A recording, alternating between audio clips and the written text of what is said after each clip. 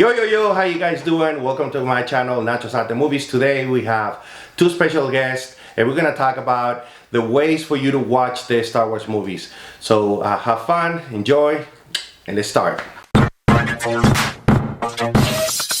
Okay guys, so like I said at the beginning, I have two special guests today. I have my daughter Gabby and my son Nacho, which by the way helps with all the editing on the videos that we do. So thank you.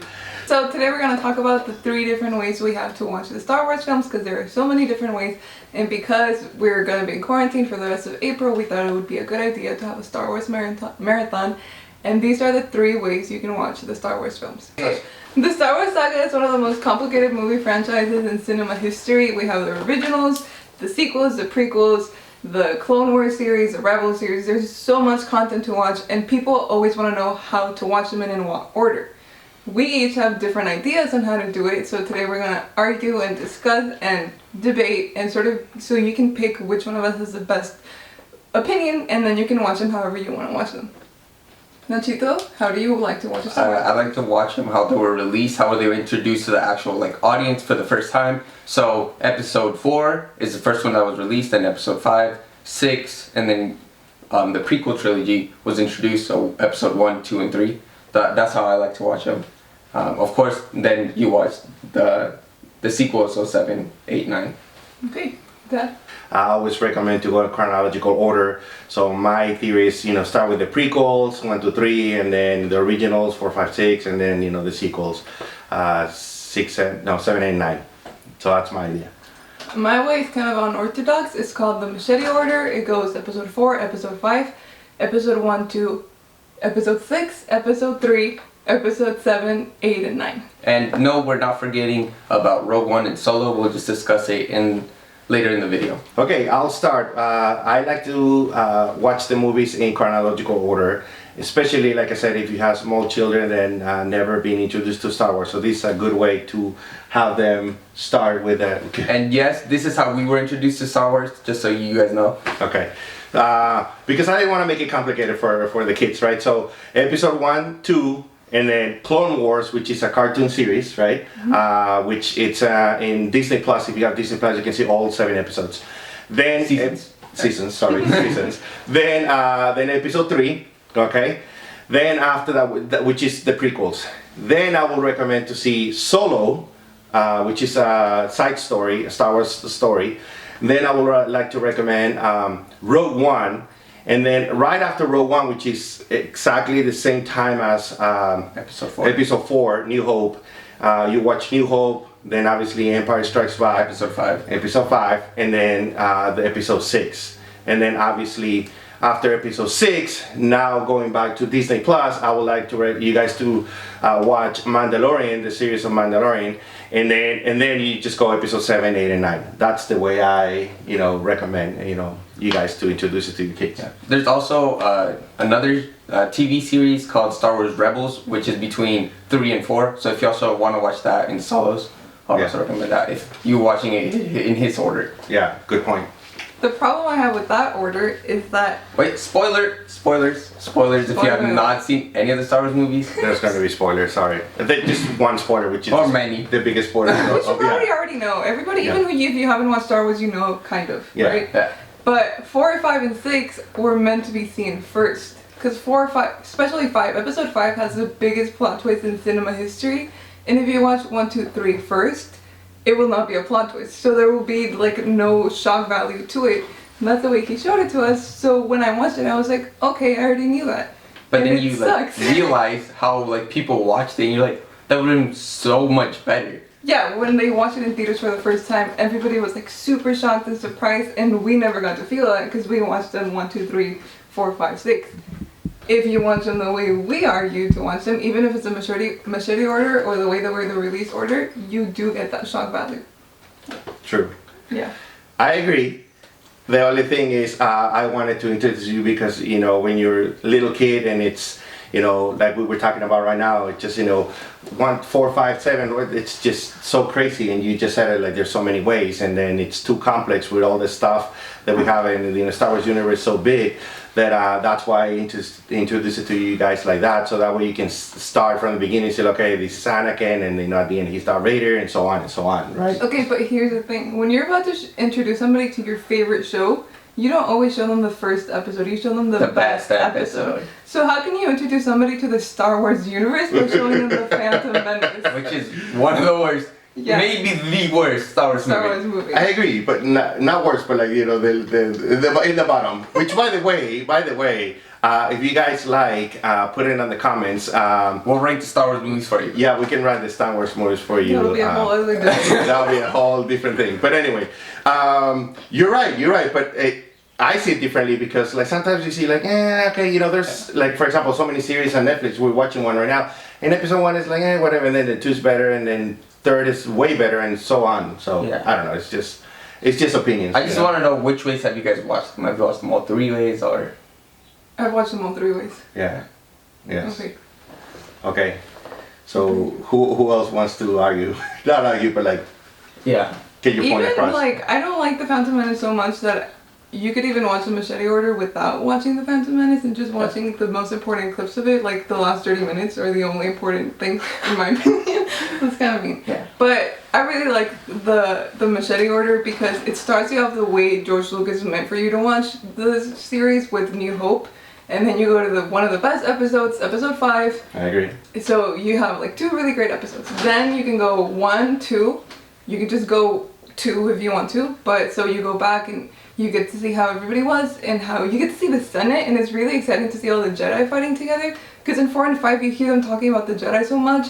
And once you see them in action, like in the Battle of Geonosis in episode 2, it's so exciting. I know everybody hates a lot of people 2, hate episode 2, but the Battle of Geonosis is incredible. I think episode 2 is better than episode 1 just because of that. It is. It's just like the whole romantic part at the beginning and the dialogue and some of the script, like I hate sand and stuff like that. It's kind of dumb. Right? Yeah. Like, I mean, the same person that wrote No, I Am Your Father wrote I Hate Sand. Come on, bro. Like, and given by the same person, like Anakin Vader. Yeah. Well, he changed as a character. He became better at writing. Yeah. The point is that after you watch episode 2, you watch episode 6.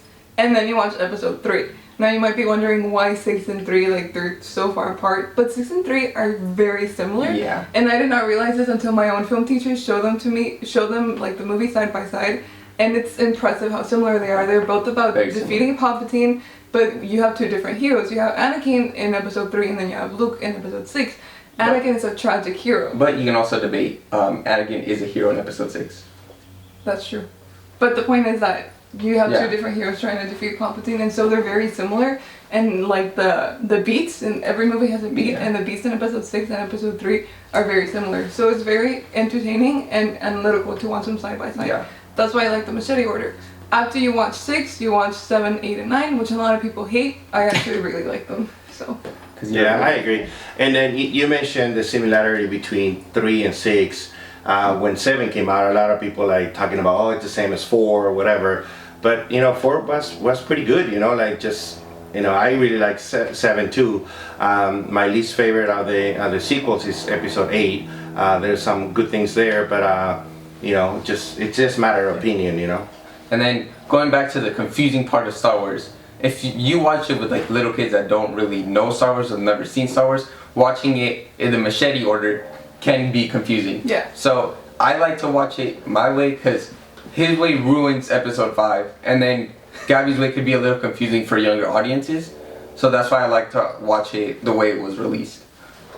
Yeah. Okay, you guys are like talking about introducing it to younger audiences, but I'm just talking about like anybody who wants to watch it. If like somebody's dating somebody who has never watched Star Wars, this is how I would like show them to my boyfriend who's never watched them. Yeah. Well, then that also could be confusing. Which, by the way, you cannot. First of all, I wouldn't date somebody who hasn't watched Star Wars. Exactly. You can't have a boyfriend if you haven't seen Star Wars. Like, Come on. I know. Okay. I have a question. David, Audience question. where would Solo and Rogue One fit in your machete order? Okay, I'm actually not really into Solo and Rogue One, so if I was a film teacher and I was teaching Star Wars, I would not teach Solo. I wouldn't teach like the Clone Wars, I wouldn't teach the Mandalorian series because it's film, it's not TV. Mm-hmm. And so I'm still thinking about Rogue One. Rogue One, like my dad said, it's meant to be watched before episode 4 because they follow each other so perfectly. But I wouldn't want to introduce somebody to the Star Wars universe with Rogue One. Yeah, Rogue One has many like details, or like talking about the Jedi and all like the importance of this, like episode 4 does. But episode 4 like does it like subtly, when like I don't know how to say it. Rogue One literally depends on you watching the past episodes for you to understand the plot points. Mm-hmm. Or at least to appreciate them. Yeah. So if you wanted to, I would recommend to watch Rogue One until the end of the Machete Order. Oh, I mean, you can watch it in the beginning, but it's not going to be the same. It's not going to be the way they, like George Lucas wanted you to watch them. I feel like if you're going to watch the Star Wars movies, you have to start with episode 4. Yeah. By the way, that question was asked by my other daughter, Lucia, which is, our camera person today, so thank you. Okay, so in wrap up, and you're right, we're focusing on kids but there's also adults, I think for like adults, the Machete Order is good, but Like rewatching it for like the 20th time. Yeah, like when I've watched them my whole life the way you say, and when I watched them in the Machete Order, it was like a whole different experience. Yeah. So if you're a fan and you haven't watched them in the Machete Order, do it. Yeah, absolutely. And make sure not to just watch it. It's like don't binge watch the Star Wars series. Like actually appreciate like the subtle differences between the movies and the similarities. What is like the good way of watching yours? Like for people that have already watched Star Wars. Yeah, so like what do they benefit off of? Oh, the benefit. I mean, if you already seen it, I'm gonna contradict myself, but like, because if you already seen it, I think the Machete ways, it's the best way to do it, because you don't have to see all of them, and you just see the good stuff. I will personally add Rogue One, and probably at the end, like Javi said, because you can go back and kind of like see, okay, this is what they were working on and stuff like that. I personally really like Rogue One, but in the way I recommend, it's specifically more for little kids that never seen it before, and you want to introduce to your kids. And you might be right. You're like, you're gonna spoil the episode 5. But at the end of the day, if you have kids that are like 5, 6, 7, or they don't know. It's But we didn't know, and now we want to. because like this whole family is just all about Star Wars, and we've been too. No, but I get you. When I was little, I did like seeing Anakin like as a little kid. And Yeah. Okay, sounds good. Another question for the audience. What was it like for you not knowing that and then like discovering it when watching that? In episode 5, like discovering that Vader was Luke's father. Oh, it was crazy. I remember, one of those, when you go to a good movie and then something happens and you're like, what?